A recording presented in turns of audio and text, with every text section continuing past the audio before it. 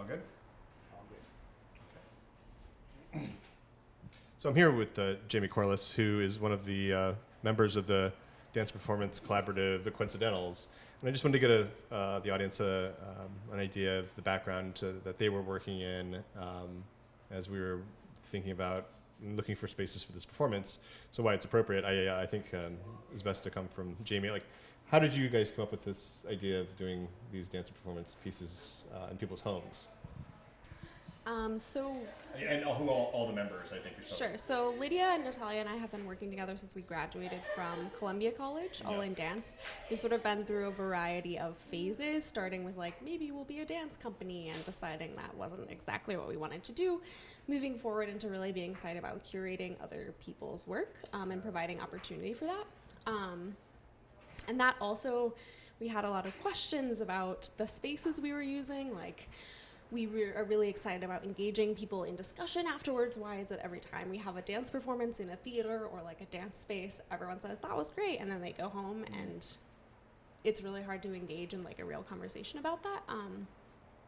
So as a response, we've just been trying to break sort of some of the ideas of institutional space and also getting away with as little budget as possible as a like group of people. So we came up with the idea to do like a house party with performances, and then it sort of evolved from there, like thinking more about what does it mean to have performance in your home space, what does it mean that the audience is getting to see like someone's bedroom, and then particularly because we're dancers, the idea of site-specific work, like what is it, how do you work with a 4x4 foot area as opposed to a giant dance studio, and how does that change the work that you're making?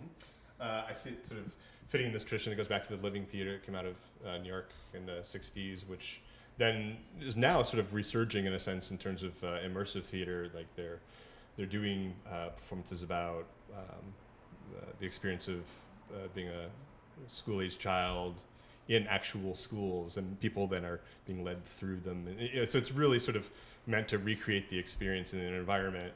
And I think that that sort of coupled with the sense of immediate psychological engagement. You have this environment which it's very conversational, very social, and then in the midst of that, dance and performance is just happening. Why was that an important aspect of it for you guys? Something that particularly Lydia and I have spent a lot of time questioning ourselves about is like, why is it that we keep asking our friends to come to a dark room and sit down and stare at us for like an hour and a half? Like, do we have the right to do that? What does that mean for the audience to like, what does it mean to demand an audience to sit there and watch you?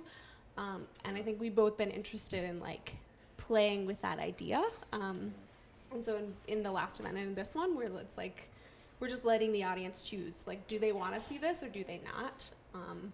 And most of the time they do choose to see it. And maybe they still feel a sense of obligation about it, but I think the space lends itself to a more somewhat experiment with how the audience is going to interact with the art. Right. Yeah, and it gives artists a chance to sort of, find their footing too with an audience.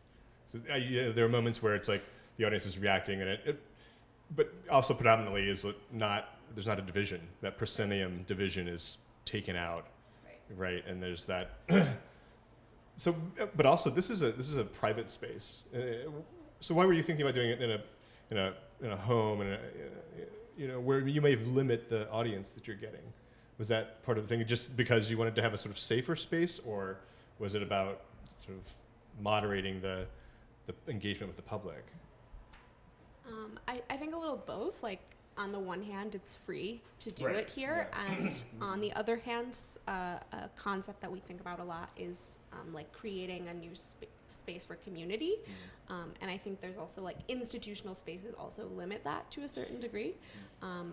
Like, there's nothing like being in your home to feel like you're in a comfortable space, which I mean, maybe not everyone will feel comfortable when they come here, but we, being also in dance, have felt a little isolated from the art world as a whole and felt like concerned about that isolation, and are just wondering how we can like bring that together in in an interesting way that's going to foster coming back to the Dialogue, conversation. Like, how can we actually get to know the painter that's showing her work here, and the poets and all the wonderful people that are here that we wouldn't normally meet in our dance class or whatever. Right.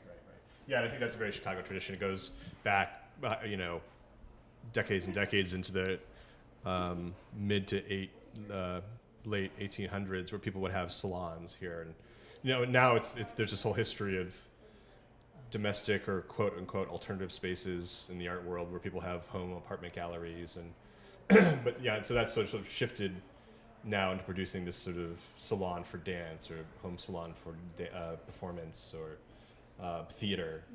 So I find that very exciting, and I'm looking forward to seeing everybody else's performances tonight as well. So thanks for having us as a collaborative member for this evening of it. Yeah, thanks. Yeah, glad to be here. Cool. All right. Good. Awesome. Thank you. Yeah. I don't know if you want to